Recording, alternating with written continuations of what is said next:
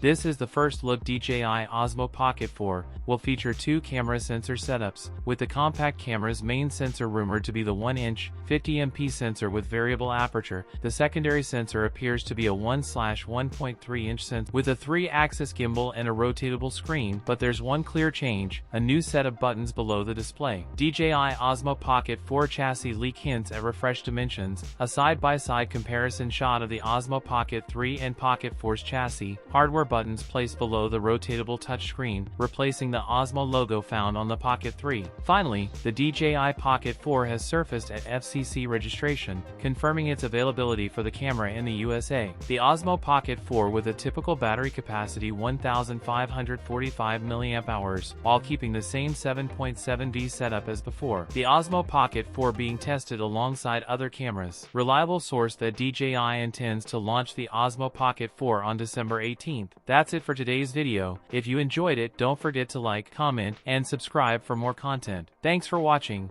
and I'll see you in the next one.